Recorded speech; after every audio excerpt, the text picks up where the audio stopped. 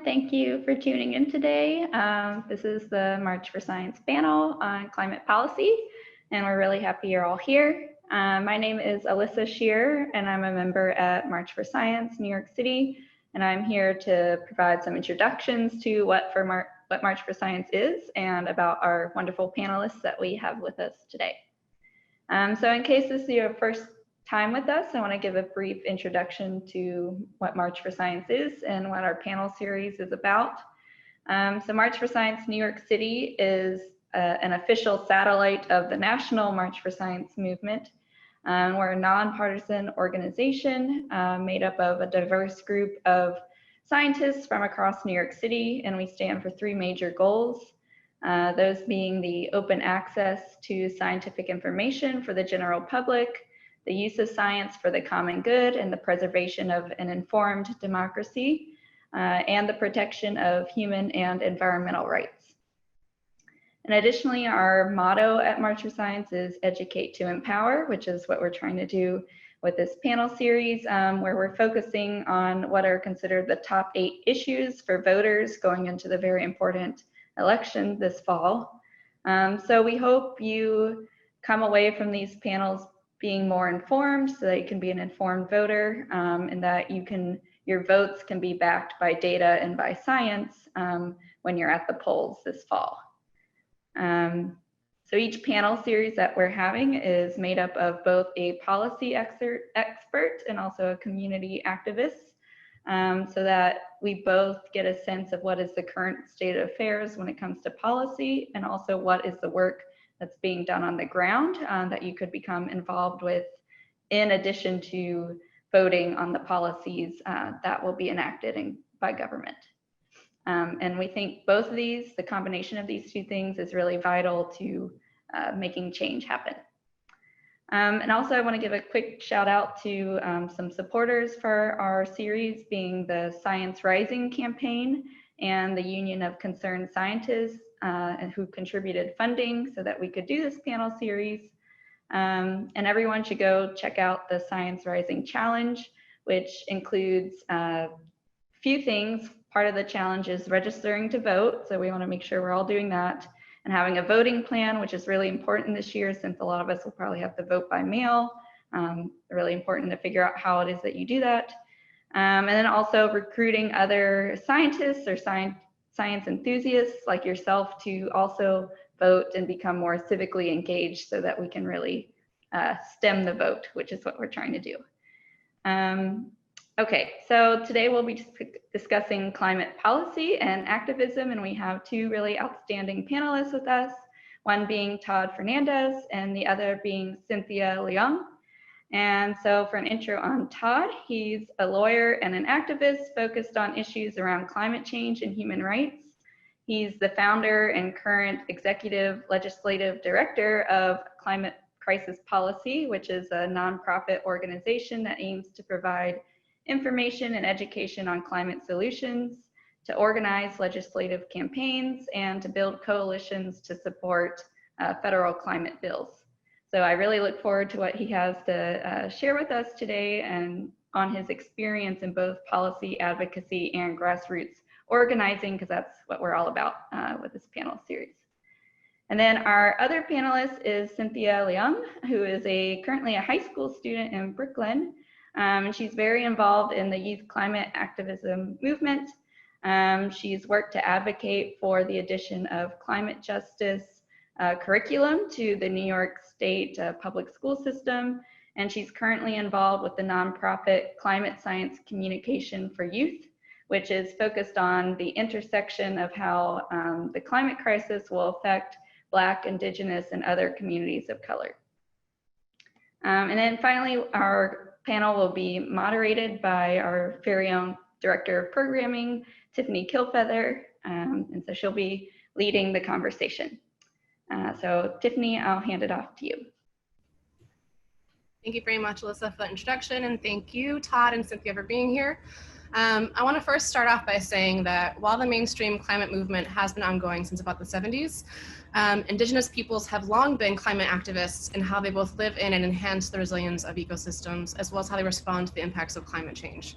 So for more information on the climate work of Indigenous peoples, please be sure to watch our panel on climate activism and frontline communities that was part of our Earth Day 50 virtual kickoff, and I'll drop a link in the chat after this. And also make sure to check out groups like Indigenous Climate Action and Indigenous Environmental Network. So while the wider movement has gained momentum since the 70s, it's really the youth who have elevated the conversation, so it's now mandatory for candidates to address it in their platforms. There's something about hundreds of thousands of young people taking to the streets talking about how they're fearing for the future that kind of makes people realize the urgency of the issue and makes it so that the voters have this topic front of mind. So I'm very happy to have Cynthia here to talk more about her work in the youth climate movement, as well as Todd talking about his experience in activism, as well as digging into the policy so that we can all learn how, where our voting power lies in terms of addressing the climate crisis. If anyone has any questions at all for the panelists throughout the chat, just make sure to use the Q&A function to send in your questions, okay? And with that, I'll hand it over to Todd.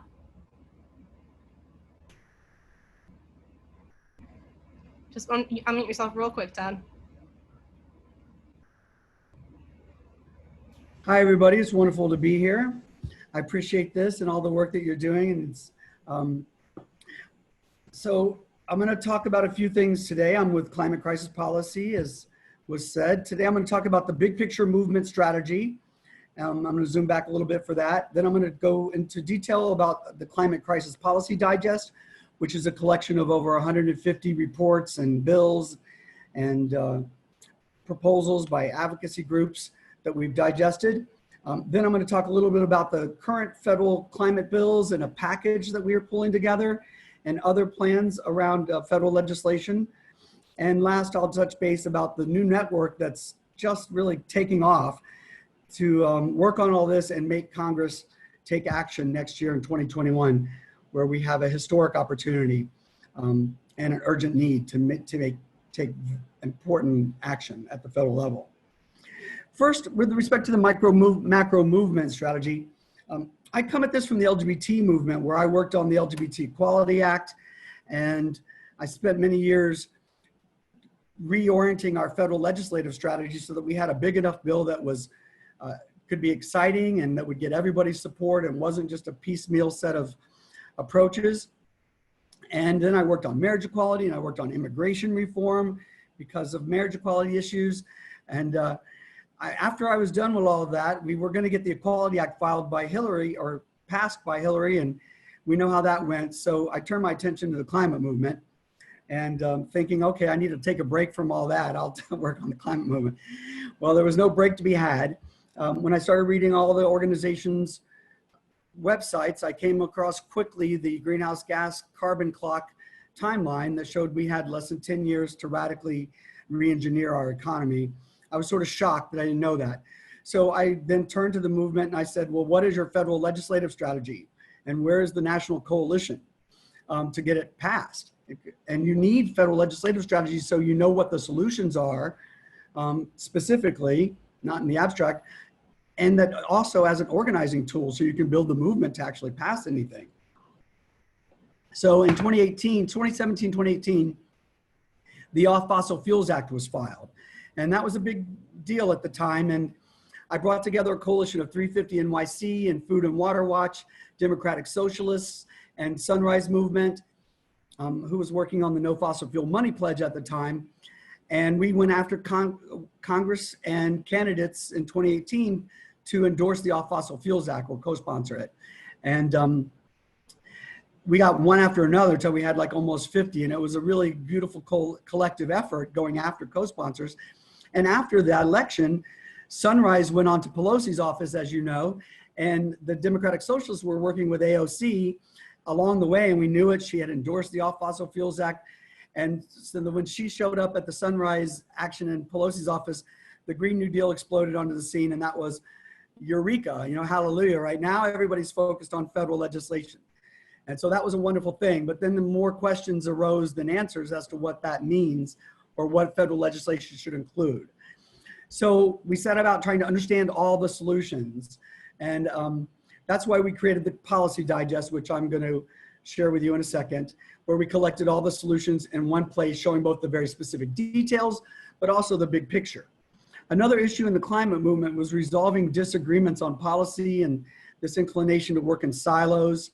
So the Policy Digest was designed to reveal our common ground, to create cross-sector awareness, and grow collaboration across the movements. And all of this was to generate much greater political power. And so this means growing civil society's participation in policy advocacy, not just the environmental movement, but all of civil society. If this were an asteroid coming for Earth, everybody would be engaged in finding ways to divert it, to preparing for solutions. It would be a full court press and everyone had been involved. And even though groups are involved in different ways, the only end game that really will reverse and maybe stop this is by changing federal policy that impacts all of the greenhouse gas sources. So the idea is to unite for critical mass and to build infrastructure so that we're ready to coordinate across sectors in next year when we throw down big time. So this is now a political science problem. You think of this as a science problem, I think of it as a political science problem, that we have to take action because time has run out. So how do we do that? So real briefly on the Climate Digest, we collected 150 expert reports and documents and bills and local city council bills and state legislation from 13 states, and a team of 20 people digested all of that and excerpted out from each one of them the specifically policy piece. So there could be hundreds of pages of analysis and a few paragraphs where it gets down to the ideas. And this came from the Columbia University of Climate Change Law Center, the National Association of Clean Air Agencies, National Family Farm Coalition. We put a big emphasis on social justice and indigenous groups. So the Climate Justice Alliance documents, NAACP, the Poor People's Campaign, PETA for animals, the Karuk tribe and the Red Nation, some of the indigenous groups, all of whom have proposals. And we digested all of this into 11 sectors. And I'm going to open that now so you can see it. 11 sectors which came from Project Drawdown. So Project Drawdown, most people are familiar with, I hope, is the most authoritative scientific analysis of the sources, major sources of greenhouse gases, top 100. And so we use those, and here you can see them. Electricity, greenhouse gas policy, food and agriculture, general farm policy, land, water, and forest, materials, waste and recycling, buildings, transportation, and then women's health and education, just transition, and environmental justice. If you click on one of these, like environmental justice, you will see all the subtopics: community empowerment, stakeholder consultation, co-pollutants, and every idea that we found in these documents is listed here. And here I'll slide down to one. And here, earmark investments in residential energy. I won't read it, it's too detailed. But if you see the documents here, D21, D41, D58, these are all the documents that support this proposition. So again, this is designed so we can see what we all want to have happen. Because until we know what the demands are, what the policy solutions are, and we agree on those, we don't have the intention clarified in order to manifest it. And it all starts with knowing what you want, right, before you can get it. So this is the digest. I'm not going to stay on that any longer because you can all go look at it. Can I pause you really quickly, Todd? Sorry, what was that login to vote function? That's interesting. Oh, okay. Let's go back to it. All the commands are showing up. I can't switch. So login to vote. You can register on the website. And when you do, it gives you the power to vote on the ideas. I didn't realize there were going to be 700 ideas when we started this journey. So it's turned out to be quite an extensive thing to go in and vote for all the ideas. People still do it. It was, again, to help us see our common ground. And over time, we'll see if that gets used or not, but it's not a critical function. We thought it would be fun, make it interactive. And so that's what it does. Let's see, any other questions about the digest? Just that we encourage everyone to go read it, particularly if you have a topic that's of interest to you. If there are any other reports out there that are missing, if you go to the documents page, you'll see all the documents listed by name and numbered. And then over on the right, you can click filter by, and it'll pull up any topic that you're interested in. And you'll see all the reports that have a topic on that. Source, you can see if it's an academic entity that wrote it, an advocacy group, whether it's a federal bill, a state bill, etc. Indigenous is a category, intergovernmental reports. And so that's the digest. We can always come back and answer more questions about the digest. It's turning out to be the platform for everything else, because the digest now has all the ideas in it, and as bills get drafted and filed, we can compare them to the digest and say what's missing from this legislation. And I'll talk a little bit more about that in a minute. We launched the digest earlier this year, and on July 1st, we had a big webinar, and we invited Project Drawdown to present and the Sabin Center for Climate Change Law, which, by the way, has a team of 25 law firms drafting laws to match all of their digests, which is very similar. And so there's a team of lawyers drafting legislation. And then we brought various groups that are working on bills now that have been filed, like bills working on the plastics bill or the fracking bill, et cetera. And we proposed the idea of a climate bill package as a way to tiptoe forward through coalition organizing. And it just exploded. Over 600 people registered, 300 people plus showed up. And we've had a meeting every other week now on this, and a core team has emerged. And what was an idea a month ago is now a real thing. And we have local chapters from 350, the Sierra Club, Climate Reality, Project Drawdown, Sabin Center I mentioned is involved, Citizens Climate Lobby, the League of Women Voters, which is very interesting because they have this national network, as you know, already working on voter registration issues. And they also are interested in climate and have just passed a resolution to get involved in this. And they have a whole policy review process. And so they're now joining to go through our policy review process because they don't have the capacity to do the environmental stuff. The Center for Earth Ethics is involved. That's Corinna Gore's group over at Columbia. And she worked with the faith community on the Paris Accord. And she's now taking point on convening the faith groups that are involved. Unitarian Universalists, all sorts of Catholic groups have stepped forward. Family Farm Action, which has all the farm and ag coalitions. The Center for Biological Diversity is working on the plastics bill and has a whole coalition as well. So everyone seems to be coming together, and hopefully soon we'll have March for Science representatives in the mix. We have a climate bill package that we've come up with now, and we'll be reviewing the U.S. Climate House Committee on the Climate Crisis. They've come out with a new climate action plan, which has over 500 pages. And we'll be reviewing that based on the sector teams that I just mentioned, the sectors from the digest. And we'll figure out what's missing from the bills we're looking at and this House plan. And we're going to try to tackle what are the greenhouse gas impacts of each one of these pieces of legislation, which is very difficult. And then the speed in which the transition is going to happen, because that's really the race against the clock. And as part of this, we now have a national organizing framework already in play, and people are adopting congressional districts all over the country. We have 35 adopted in 16 states already, and anyone can be the lead. A lot of the leads are from these various groups I just mentioned, but you can be an individual and take a lead in a district or just join the organizing that's going on there.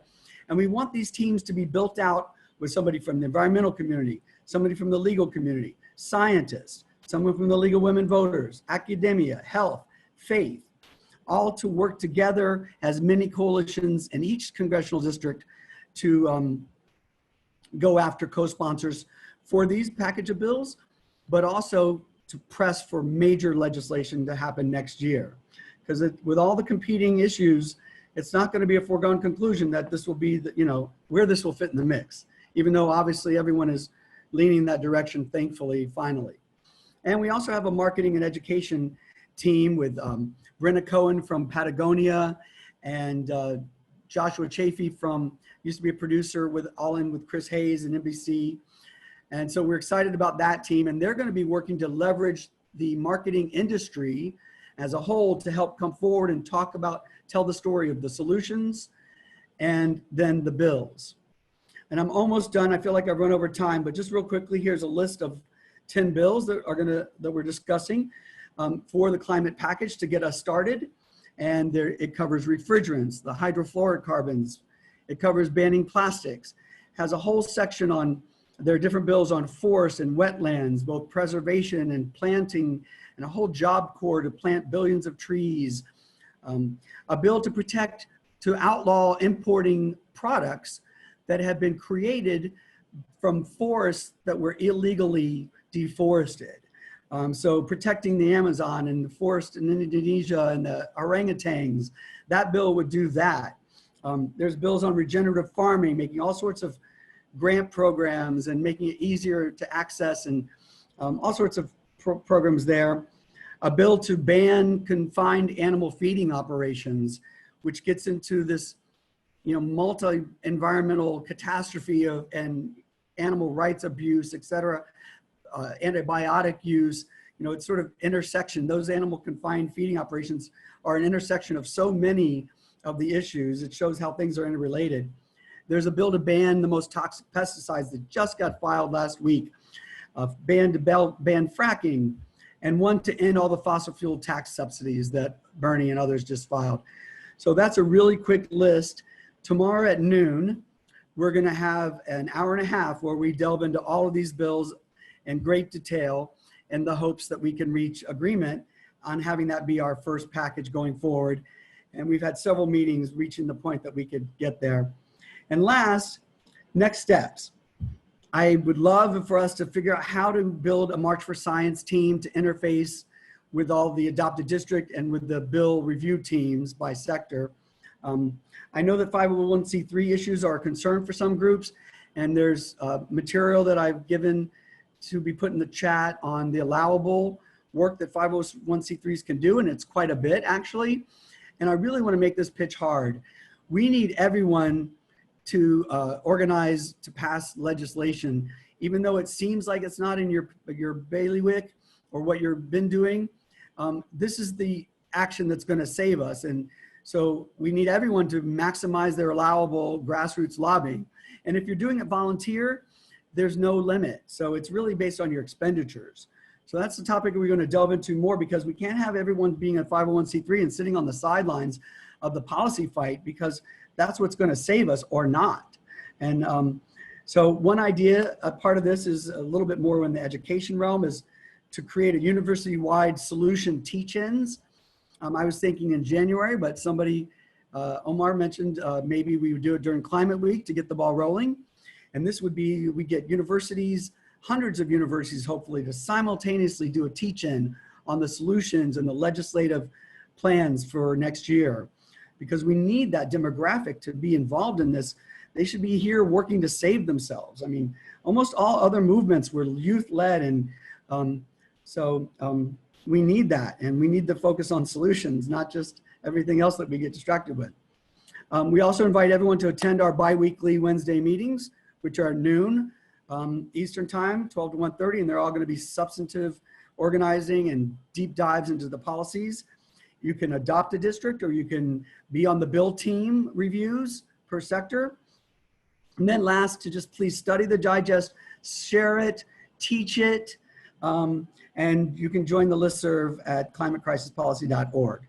So we're in this remarkable position and moment in time where the zeitgeist is on our favor, the wind is in our sails, but if we don't unite with clear infrastructure and a way of communicating and working in a coordinated fashion, now, over the next 6 months, we will not be ready for the fight that's about to ensue, provided everything goes well in the election, of course. And if you remember the Medicaid fight, they spent 2 years after decades of, it's sort of the same situation. By the time after decades of thinking about something, when they came down to legislate, it was a huge brouhaha and all sorts of internal fighting, et cetera. If we enter next year without being ready, knowing what we agree on, knowing what we disagree on, knowing how to work together even though we disagree on some things, we will thwart this remarkable opportunity to save our planet. So my ending message is, let's unite and win the fight to save life on Earth. Thank you very much. Excellent, Todd. Thank you so much. So I was going to ask, because you have a bunch of action items here that I'm sure there are scientists on the call would want to take up. And I see in the chat, Alyssa has actually linked to some of those ways that scientists can get involved. So there's a link to the the meeting on Wednesdays. There's a intake form for Adopt a District and the bill team. So those are the best ways to reach out and get involved. Or is that intake form for scientists that are on the call? That would be great. Okay. And I'm just going to share one more thing, or maybe the July 1 webinar, if you could put that in there, Alyssa. And that will show you the introduction to this whole project, and I get you sort of up to speed. And then after you see that, the rest of those panels are also on the YouTube channel that comes to. Great. So, okay, so for people who may not be able to or have the time to get as involved in the activism work, but do want to know where to put their voting power, as it's very clearly seen through the digest that this topic covers a lot of different areas. So basically every single panel we've had in this series, we could be talking about climate change as well. The healthcare panel, the immigration panel, the food security panel, it's all related. It's a massive topic. It's a lot to dig through. So if you were to say what the climate movement's priorities were for the 2020 election and where should voters be paying attention, like what advice would you give to voters who care? Well, so I think the simple answer, and so when we're doing this work, you have to be very careful about one thing, and that's not endorsing a political party or specific elected officials. So that is a bright line in the 501c3 realm that I try not to cross. But I think the answer is obvious. We have to vote blue down the ticket, up and down the ticket. That doesn't mean that voting blue is going to give us over the hurdle, because a lot of these bills only have a handful of sponsors. So it's really up to civil society. So we have to vote first, but that is not the panacea. Even if we win and win big, we're going to have to pressure everyone in every district. So if you join an adopted district team now and join that team that's going to be engaging with the elected official in your district, you will then you will be building the power that's really going to get us over the finish line. And there's another link, which I gave earlier, but it's the bill votes, and it has all the congressional elected officials, and it has all the bills across the top. And you can go find your congressional candidate right now, or elected official, and you can see which bills they've endorsed. And that'll start to give you a feel for, how proactive they are. But don't hold too much against them on this list, because a lot of these bills are brand new. And that's why we're creating these teams to go approach them and say, will you please review these 10 bills and co-sponsor them? Hopefully over the next couple months, we'll see that those numbers grow. But I think it's just really safe to say that if it's a blue vote, they're going to be on the right side of the equation. And that's all. That we really don't have specifics beyond that. And even though various groups have done endorsements, they're working on general concepts like the Green New Deal, which is very general. It's not a specific litmus test. And that's why legislation is so critical, because you don't know who to vote for unless you know their position on bills, and you can't do that until you have the bills. So there's all sorts of chicken and egg problems. Now we have these set of 10 bills, but it's far from exhaustive of what we need to really solve this problem. So it's tricky. And I think the only answer we have is to vote blue. I actually have seen a theme throughout these panels that local politics is so important. And so getting involved locally in what your representatives are supporting locally is really important. And so that's something you're paying attention to as a voter. I want to ask one more question before I move on to Cynthia. One of our very devoted attendees, Gary, asked, are you prepared to negotiate to achieve progress? And Gary, if you want to add more details to that question in the Q&A section, that'd be great. But I think maybe what he's getting at is that there are a lot of asks here, and is there room to negotiate in order to achieve progress? Like, how do you, how do you fight this battle, basically? Sure. Well, the first thing I say about negotiation is never do it with yourself. And, a lot of negotiations are sort of prognosticates, about the political reality or pragmatism of what they think might get passed. So they water it all down and they come up with a compromise bill. They file that, then they fight to get this one and they beg to get that one. So we just don't want to compromise starting out. And because we're working on an issue that requires solutions that are actually going to draw down greenhouse gases and reverse that trajectory, there is a question of the science. And so what will actually give us the biggest bang for the buck? What are the solutions that will effectuate this? So that's why we start with Project Drawdown, which is the sources of greenhouse gases. We draft the legislation to address those sources to get those as close to zero as possible. We file those bills, and then we organize to see what kind of support we have. Then then the fight will ensue, and this is going to be, the sausage gets made in Congress. So our ability will be limited with respect to specifics on any of these topics, even though we spend our whole lives fighting each other about what's good and what's not. And when it comes down to it, we think we'll have an ability to have an impact on a couple fronts.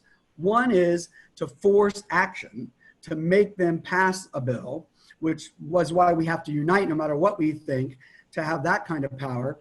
And then the second is to point out what's missing from any legislative policy proposal, particularly with respect to timing. And so once we're in that fight at the end, that's when you start talking about negotiating.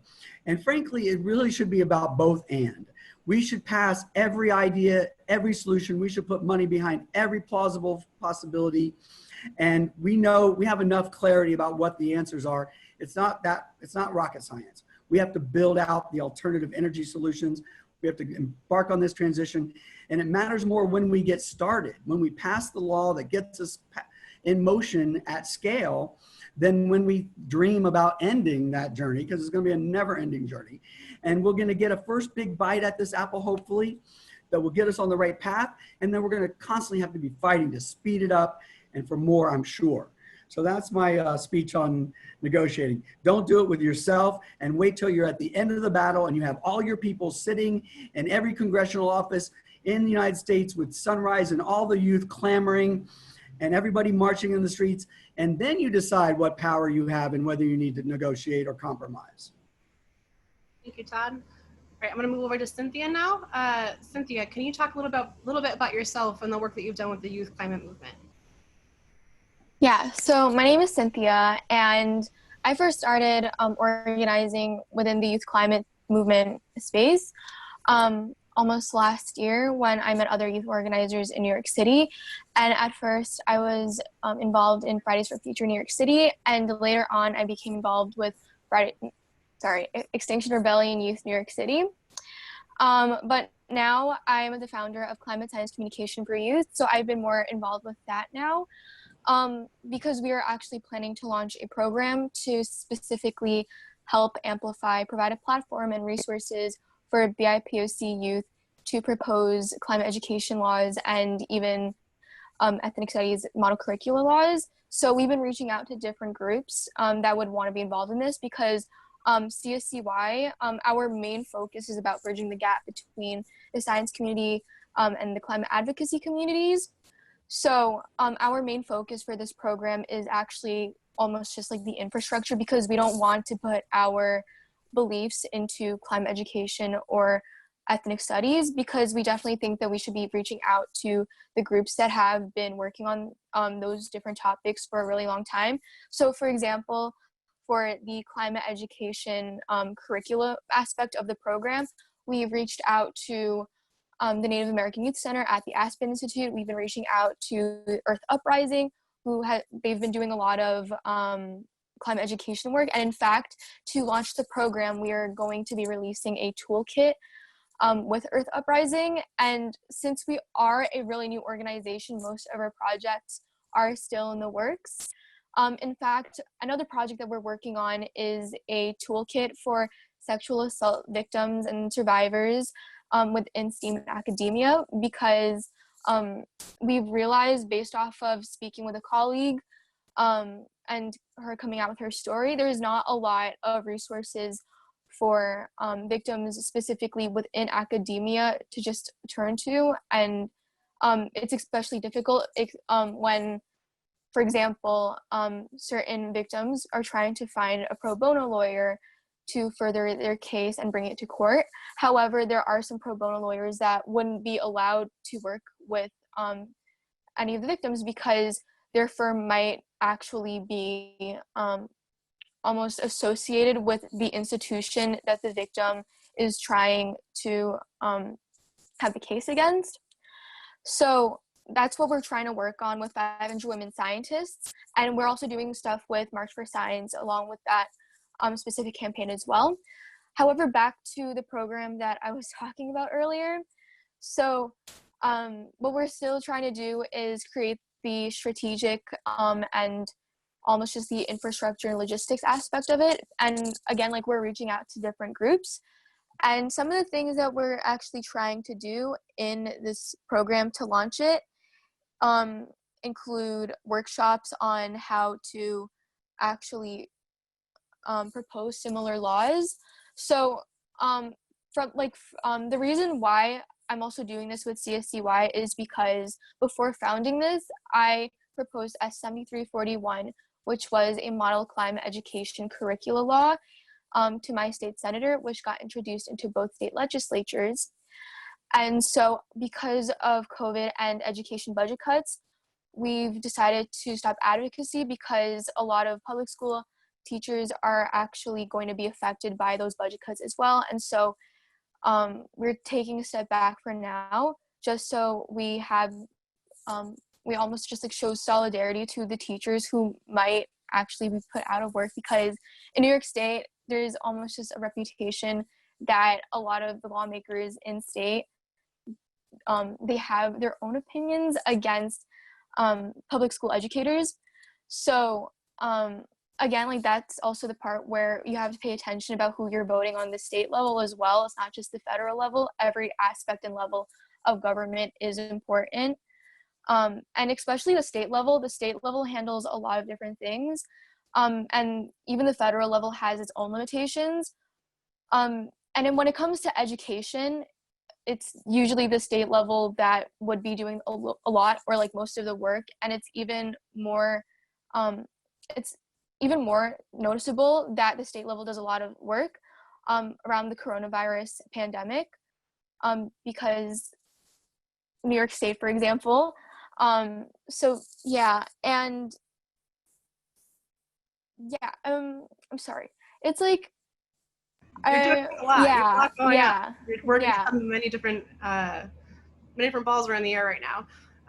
But you talked about introducing this bill for education reform. Can you talk a little bit about what that entailed, though? I know you've stopped pursuing that, but I think that's interesting. And maybe talk a little bit about why education is important in your activism work. Yeah.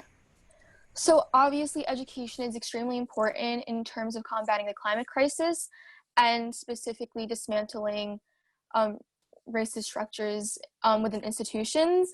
So one thing that we're trying to do is launching one campaign for climate education curricula and another campaign with ethnic studies. But of course, we're not going to be putting like our input into any of them. We're specifically working with grassroots organizations who have been doing this work for a very long time. And we chose these two specific campaigns because we're worried that the model curricula for climate education would not have the specific social implications of climate change within the curricula. So we've decided to put ethnic studies and climate education together. Obviously, like these two topics would be very different, but they obviously intersect because of the social implications of climate change. So that's something specifically that we want to work on. And education is a specific field that I wanted to work on, because at the United Nations, like a lot of the adults would just like emphasize about how the youth would specifically be almost just like in the forefront of the movement along with the indigenous communities. So when I'm thinking about it, youth are also like, what about the youth that aren't striking to show solidarity to the climate movement? What about the kids that have to stay at school? Like, what about them? Like, how can they be involved in the movement? And so in order to be involved in the movement, the first step is obviously education about the climate crisis. And so when we have this model curricula that's required in schools, that's obviously the bridge between first getting to know the topic and then later joining the movement. And so later on, we're also planning on trying to have youth just like be involved with the grassroots movement. But obviously, we're trying to make sure that the BIPOC youth that are going to be proposing laws are already involved with organizing, because when like speaking to different organizers, we've also realized that there's a lot of people that are doing policy that haven't been involved with the grassroots organizing. So that's two different fields that are very similar, that intersect, that still also need the bridge. And a lot of the work that we're trying to do as well is just like, again, like bridging the gap between different communities. And to elaborate as well on why we're specifically promoting and providing platform for BIPOC youth organizers to be the ones proposing laws is because there's still a lack of BIPOC lawmakers in Congress or even on the state level.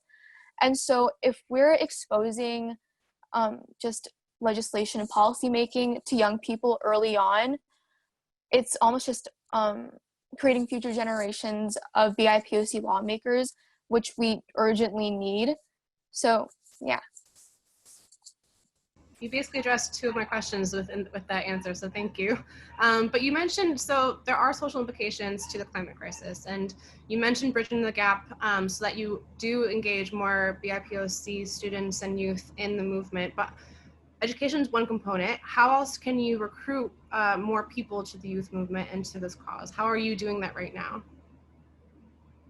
So one thing that we've also realized is because climate organizing still looks like and still is a white dominated space, and it might be a reason that there's still a lack of BIPOC that are involved. Of course, there are a lot of BIPOC involved and the media just isn't showing it, and they aren't representing any of the BIPOC organizers. However, from my experience as well, the reasons I've also refrained or like even just second guessed about like the work that I'm doing is because I see a lack of Asian American organizers that are reflected in the contemporary day and just like in the media.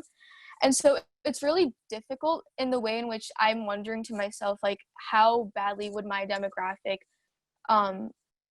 be affected by the climate crisis? Like, is it really my place to be actually doing this work? And that's a lot of internal conflict that I just think about to myself.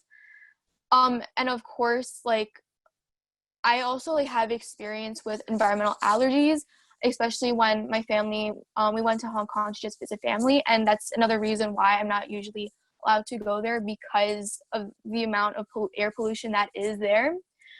So of course I have my own climate story. However, even before starting the movement, I didn't know what my climate story was. And it was because the lack of representation, I really refrained from joining. So what CSCY is trying to do, because we are a women of color-led initiative and all of our members are BIPOC, we're trying to just outreach and talk about how BIPOC can be involved with the movement. And we're open to having anyone join so that we can connect more BIPOC youth involved within the different grassroots and specifically youth organizations that they can join. And in fact, like, my other executive director, I'm just in charge of the social science and like legislative aspect of the program. My friend Kaylee, who is on this webinar right now, we met through Extinction Rebellion Youth. And so when you're involved with the youth climate organizing scene and you just kind of get to know each other, it kind of builds this bond together with everyone. And so me and Kaylee just had experiences just being BIPOC and being POC in the movement. Of course, my experiences are a lot more different than Kaylee's because I'm Asian and she's Black American. And so, but we still have this experience about feeling a little weird within climate spaces. And so that's why we did CSCY together, and we're actively working to have more BIPOC involved in the climate movement. Thank you. So say there are more people on the call right now who would love to get involved, or they have like daughters, nieces, nephews, cousins, whoever who might be interested. How do they get in touch with you? How do they get involved? What's the next Yeah. So our Instagram is Climate SC Youth, and we have a link tree where we have our website and we have a form to just join our team. And our email is also climatescyouth@gmail.com. But since we are a youth initiative, a lot of the work that we're doing or most of the outreach at least, is through Instagram and like different social media. That's the reason why that's our biggest platform. Well, the biggest outlet that we're trying to work with. So yeah, just like click the link in our Instagram bio. Thank you so much. So I have a question from one of the attendees. I think this is directed toward Todd. Are there policies that involve nuclear power? What is your opinion on using nuclear power in the transition toward alternative energy? So I was just writing an answer to that question. So we're very clear about not pursuing our own personal agendas and creating the digest, or in this advocacy, we're trying to present objectively the material that's been, created by the great minds behind the scenes. That on the digest, if you look under electricity, you will see a nuclear is addressed there, and you will see some countervailing perspectives on nuclear from various proposals. Some of the activists involved, of course, have very passionate opinions about this. So we all work to try to okay, we realize there are going to be some hot button issues that not everyone's going to agree on toward the end. We're working to make sure we have a orderly process for questions and answers on that, and that for discussion, so that whatever disagreement there is at the end, it doesn't drive us apart, and that people can advocate for whatever they feel most passionate about, as these issues work their way through the legislature. So we're not dictating policy by any means. We're trying to coordinate and organize. Thank you for that. So I think this is actually for both of you. Are there any tips that you can give for reaching out to elected officials on climate policy? And Todd, if you want to start, and then we'll go to Cynthia. Sure. Well, so the adopted district teams that we're creating is for everyone to organize by district. And those teams will have a whole set of actions that they're going to take, including engaging directly with the legislative director, emails showing up, building local coalitions to bring enhanced pressure, particularly in difficult or resistant districts. So I suggest joining a team. They hear from individuals all the time. All of us are like scattered shot, thousands of organizations, everybody's lobbying separately and doing their own thing. That has no big, powerful impact. We have to come together. So I encourage you to join an adopted district team or adopt your own district and lead a team organizing and bring in all the various groups that we mentioned, the lawyers and the faith groups. And we're going to help find players from all those arenas to bring together in your district. So that's essentially what we're doing, working to give you and your community a much more powerful voice in speaking and engaging with your congressperson. Great, thank you. Then Cynthia? Just from experience, and just specifically around youth organizing, I'm not too sure about specifically adults organizing, reaching out to government officials. However, just based off of the work that I've been doing, it's actually it's not simple, but just advice is specifically doing the research and then knowing what you're going to be proposing to your elected officials and making sure that within the emails that you're contacting them, you have the ethos and tell them about the work that you've been doing already. And when you want to be specifically proposing different laws or different types of legislation, you should be contacting your district's state representative or state senator or even assembly person. The reason for this is because it's a lot easier, and state senators, just specifically, just from experience, because I also know other organizers that have tried doing this as well. State senators tend to just answer to their constituents a lot more than, say, if you reached out to someone who didn't represent you. And they tend to be a lot more responsive to their own constituents again. So what I really suggest is doing the research and knowing what you want to specifically talk about, just knowing your credibility and just just know your credibility and just talk about it, and knowing what you're going to propose, do the research, do a lot of research, come up with concrete plans, because if they know that you're actually really serious about this and you come up with something that is official, something concrete, then they're a lot more likely to actually like listen and say like, this is a good idea, and then bring it to the floor of the state legislatures. Be prepared, know who you're talking to, be confident, do your research. Got it. Okay. And if I could just add something, the climate bill package is intended to be exactly that, a set of demands with a great deal of institutional backing to get that ball rolling. So it's a great way to open that conversation. I will say that in reaching out to scientists and lawyers, we're really trying to come about this in a different way. You folks will have networks and relationships. You'll have status and credibility because of your background, but also because of who you know and who knows who. It's a networking game. And so you want to get involved now and find out who's running their campaigns for re-election. Meet those people, bring your climate issue to them, get to know those people, and then with people who are already in office who are going to win, you can do it with their offices. But it's good to meet the campaign teams, particularly the ones working on policy, and then to think about this from a donor perspective as well. Figure out who is the big donors to your district, and then also who are the movers and shakers in the political bubble around these elected officials. So you can get a little bit more sophisticated when you dig deeper and figure out who knows who, because we're really going to have to go to that level as we go into this. The industry is using money, and they have this lockdown in Congress, and they really do. So we're going to have to be, we're going to do all the front direct action, protest, everything we have to do toward the end. But that behind the scenes, who the players are and where the money's coming from is a very important level of sophisticated analysis that all of you are particularly adept to do, I think. I think you mentioned in your presentation earlier that it's not really so much any longer a science problem. We know the science, we know the solutions, we have them. It's more a political science problem. So you're right, more of the work now has to be in who do you talk to, how do you advocate for change and get things done at this point.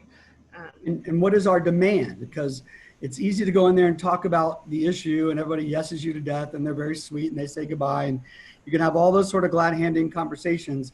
That's not going to get us over the finish line. So that's why we're trying to bring crystallization to what are the specific legislative policy demands. And that's what the bill package is for, and there'll be much more on that. Have you seen or you must have seen changes in the climate movement because of the pandemic and it moving more digitally. So how do you think organizing and advocacy work and basically your roles have changed in this new reality? You want me to go first? Well, sure. I do a great deal of direct action and grassroots organizing. That's how I always enter a movement. I did that with the gay rights movement, immigration movement.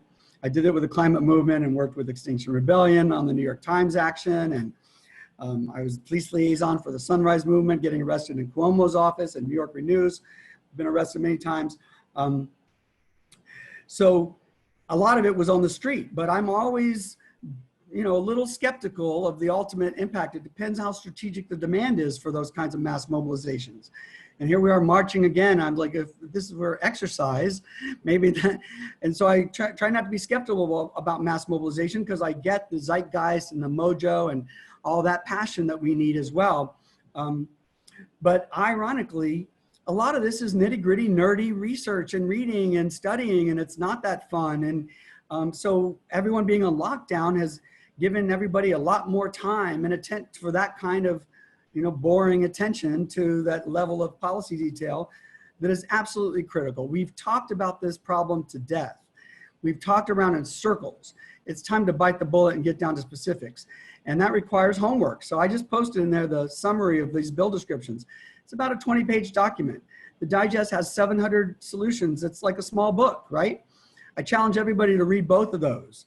And you will be so smart about what people are thinking in terms of solutions. You will be prepared to be an ambassador for the demands. And then when we go into this, you will be informed and you'll know what's right and what's not. So now's the time to do your homework, and since you're home, you have time to do it. Yeah, we're assigning you all summer reading. You think you left that if you're not in school anymore, but now you have more summer reading, guys. Cynthia, do you want to add anything to that? You mentioned primarily being on Instagram with your work before, but if you have anything else to add about the digital movement? Yeah. So Actually, especially during the pandemic, what we've noticed is that there have been a lot more youth-led and youth admin accounts on Instagram that specifically make infographics about certain topics. So for example, there is one account that I work with that I'm trying to actually work with on the specific ethnic studies curricula aspect of the program. They're called Diversify Our Narrative, and they do a lot of work around petitions and getting ethnic studies into curricula into different schools, especially public schools, or in general, just any type of institution. There's been a lot of different organizations that have been youth-led that were created, especially during the pandemic, because I guess it's a time where people have the opportunity to do the things that they've wanted to do before, like they finally have the time to now. So that's actually really interesting, and it's really exciting that there's actually been a lot more digital campaigns on social media as well.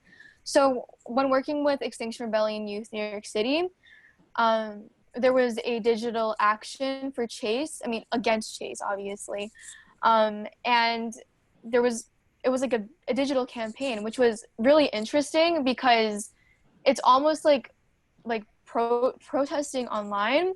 And obviously it's very different, but it still has this morale, it boosts morale, and it still fosters the environment that climate change is still a very large issue. And even during Earth Day, the New York City Climate Coalition, they did teach-ins, which I also worked on as well with them. So there's a lot of different outlets that you can work with even during the pandemic. There can be online webinars like what you guys are doing right now with the panel. There can be infographics made about specific topics that you'd like to raise awareness on. Those are just a few. There's a lot more different outlets that you can work with online. So yeah. Thank you so much. So we have about 4 minutes left. I want to just give you a little more time in case there's anything else you haven't said that you want to say before you end this call, like closing statement style. Todd, if you want to go first, is there anything else you want to say? Well, my plea is to the scientists to join the policy advocacy fight. I know it's not your comfort zone, but this is what we all have to do, is get out of our comfort zone and save our planet. And we need you in this level of detail. You can join our greenhouse gas impacts analysis team and help us figure out what bills are going to have which reductions. That's a tricky, complicated thing. Or you can just join the adopted district teams and build out the legislative lobbying capacity in the district. And we need a few people, a few scientists, either with the association officially or not officially, it doesn't matter. Everyone is working sort of free form with this new network where, we're not requiring any of the major organizations to sign on to anything. It's all like, we're just gonna build the network voluntarily. So if any of you want to step forward and help get a handle on organizing the scientists to participate in this at any level, that would be a huge help. So 2-3 volunteers that want to do that would be a huge home run for today. Thank you so much, Todd and Cynthia. Yeah, so if there's anyone that would like to be involved with CSCY, please just contact us, because we're looking for anyone to join.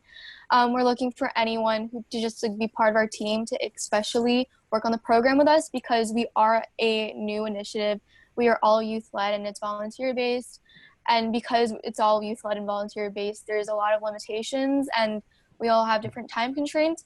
So anyone can just join to help, just join to be allies, join to help, just anything. So yeah, thank you so much. Thanks to both of you. I promise I'll get started on my summer reading immediately. Todd, I promise. Thank you so much for being here. If anyone's interested in next week, next Tuesday, we'll have our panel on gun policy to continue our summer series for science policy. Thank you so much again. Thank you all. Thank you. Thank you so much. Bye. Thank you much for science. Bravo. Okay. Bye, Bye. Cynthia. Let's get in touch, Cynthia. We have this vacation together. All right. All right. Okay. Bye, Todd. Bye, Tiffany. Bye.